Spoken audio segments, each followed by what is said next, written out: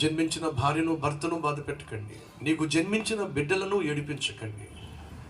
ఇల్లు అనేది సంతోషంగా ఉండాల్సిన స్థలమే తప్ప, పరలోకంగా ఉండాలి తప్ప నరకంగా కాదు. ఈరోజు ప్రభువుని అడగండి, అయ్యా మొదట నువ్వు నా గుండెలోకి రా, ఆ తర్వాత నా గృహంలోనికి రా.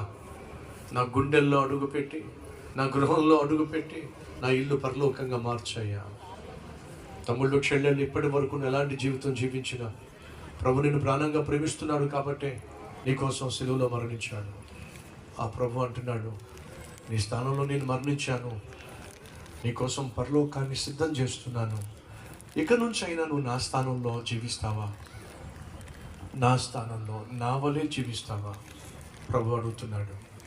ప్రభు నన్ను ప్రాణంగా ప్రేమించా, నా కోసం ప్రాణాన్ని ఇచ్చా, ఇక నుంచి నీ బిడ్డగా నీ స్థానంలో నేను జీవిస్తానన్నా అన్న వాళ్ళు మీ హస్తాన్ని ప్రభు చూపిస్తారా? ఎస్ ఎస్ ఎస్ ఎస్ హృదయపూర్వకంగా చిన్న ప్రార్థన చేయండి.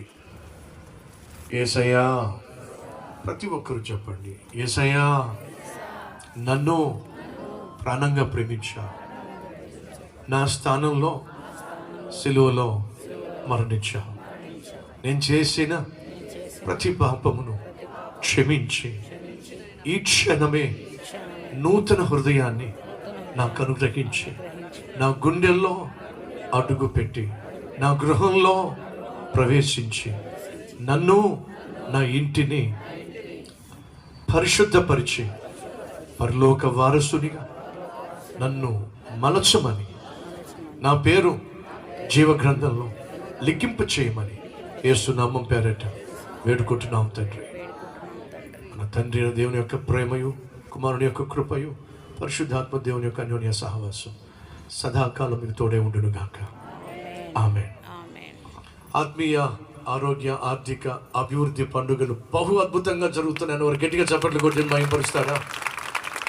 రేపు సాయంత్రం చివరి రాత్రి మళ్ళా నేను వచ్చి ఈ మీటింగ్స్ పెట్టాలంటే